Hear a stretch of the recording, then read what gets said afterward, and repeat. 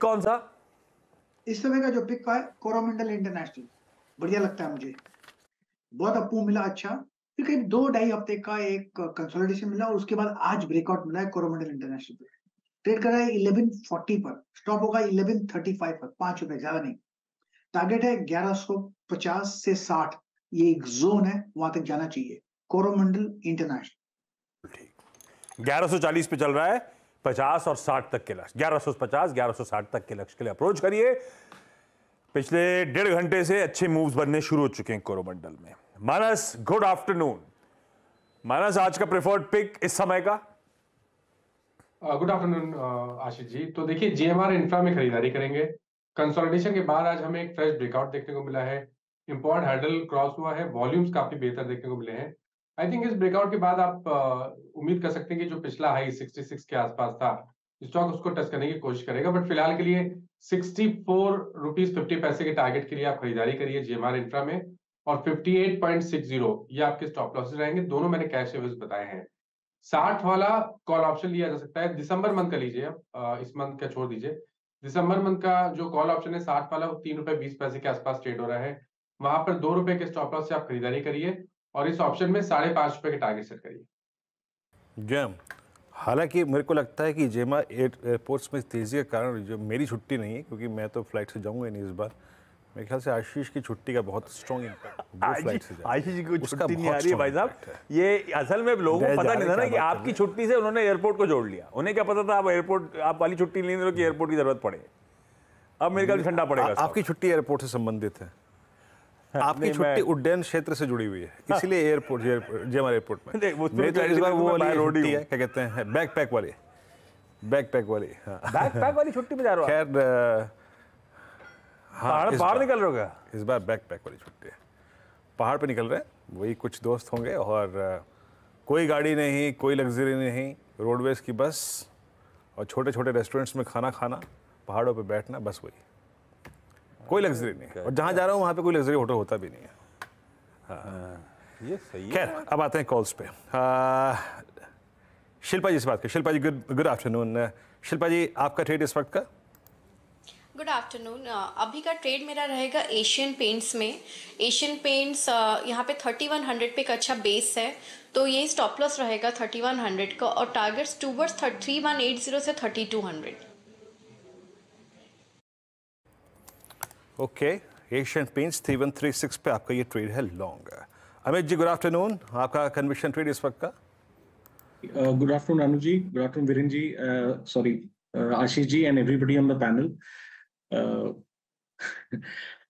जी, इस समय का मेरा टॉप पिक रहेगा अशोक लेलैंड। अशोक लेलैंड का अगर हम स्ट्रक्चर देखें तो यहाँ पे काफी पॉजिटिव स्ट्रक्चर है। स्टॉक रेस्ट कर रहा था 2 दिनों से और आज के सत्र में हमने देखा कि 10 डे एक्सपोनेंशियल मूविंग एवरेज को टच करके इसने काफी लोअर शैडो से एक अच्छी कैंडल बनाई है, ऑलमोस्ट एट डेज हाई है। स्टॉक में मोमेंटम अच्छा खासा है, 2 दिन से कंसोलिडेट कर रहा था। मुझे लगता है यहाँ से अब अपमूव की एक पॉसिबिलिटी है। 179 के लगभग इसका प्राइस है। टारगेट्स रहेंगे 183 से लेके 185 के और स्टॉप लॉस रहेगा 176 का। अशोक लेलैंड खरीदारी करने का कॉल अमित जी का। मैं नाम नहीं बोलता। वीरू, मेरी कहानी वो स्टोरी दिमाग वही अटक गया है।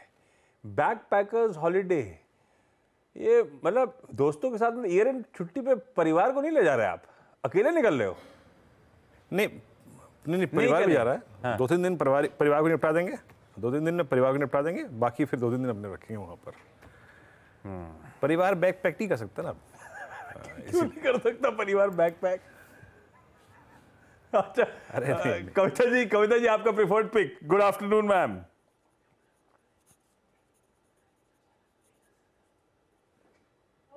डालमिया भारत पर, Dalmia Bharat as of now 2240 के लेवल्स पर है। मुझे लगा यहाँ मूव एक्सटेंड होते हुए दिखने चाहिए, तो 2280 2290 के प्राइस टारगेट के लिए डालमिया भारत पर एक बाय ट्रेड इनिशिएट करें। 2207 का एक स्टॉप लॉस मेंटेन करना चाहिए। डालमिया भारत इस समय का पिक। और चलिए अब कोलकाता चला जाए, राजेश अग्रवाल सर के पास। Rajesh sir, good afternoon. Rajesh sir, market पे बाद में बात, पहले एक बढ़िया से पिक के साथ शुरुआत। गुड आफ्टरनून आशीष जी, वीरेंद्र जी, बाकी पैनल में जो मित्रगण है सबको नमस्कार। पिक की बात की जाए तो मैं समझता हूँ पॉलीकैब के साथ दूसरी तिमाही में बहुत स्ट्रांग नतीजे आए थे। उन्होंने केबल्स और वायर्स में अपनी पोजीशन अच्छी बना ली है। प्रोडक्ट पोर्टफोलियो जो है बहुत अच्छा है। B2B सेगमेंट में डिमांड बढ़त में है और B2C में भी अच्छी ग्रोथ हो रही है। FMEG का बिजनेस जो फास्ट मूविंग इलेक्ट्रॉनिक गुड्स का बिजनेस है उसमें अच्छी बढ़त देखी जा रही है, उसको वो लोग स्केल अप कर रहे हैं और एक्सपोर्ट्स पे विशेष जोर दे रहे हैं। मार्जिन में इम्प्रूवमेंट हुई है ऑपरेटिंग लेवरेज के कारण से, और सबसे अच्छी बात है कि जो उनका प्रोडक्ट पोर्टफोलियो का मिक्स है वो प्रॉफिटेबिलिटी को आगे आने वाले दिनों में भी बढ़त की ओर दिखा रहा है। हमारा अनुमान है कि कोई ट्रेडिंग के नजरिए से या छोटी अवधि के लिए लेता है तो 5400 के टारगेट, लेकिन मध्यम से लंबी अवधि में 5800 के टारगेट के साथ इसमें खरीदारी करनी चाहिए। पॉलीकैब गजब, बहुत पैसा बना के दिया स्टॉक ने, और फंडामेंटली अभी भी ये पॉलीकैब वर्सेस हैवेल्स, कई बार लोग पूछते हैं हैवेल्स का अंडर परफॉर्मेंस, पॉलीकैब का आउट परफॉर्मेंस, आपने तो क्लियर कर दिया प्रेफर्ड पिक ये है। वो हैवेल्स जो ठंडा पड़ा हुआ है वो पसंद नहीं आता अब।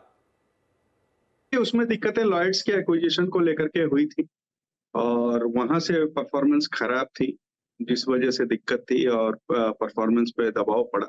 लेकिन आगे आने वाले दिनों में जो हम 6 महीने के अंदर में जनरल इलेक्शन है और जिस तरह का फोकस इंफ्रास्ट्रक्चर और रियल एस्टेट में बना हुआ है, तो मुझे लगता है कि वो भी कंपनी धीरे धीरे सुधार पे आएगी और वहां पे भी 1400 1450 के टारगेट देखे जा सकते हैं। बता दें कि मनी कंट्रोल पर दिए गए विचार एक्सपर्ट्स के अपने निजी विचार होते हैं। वेबसाइट या मैनेजमेंट इसके लिए उत्तरदायी नहीं है। यूजर्स को मनी कंट्रोल की सलाह है कि कोई भी निवेश निर्णय लेने से पहले सर्टिफाइड एक्सपर्ट की सलाह लें।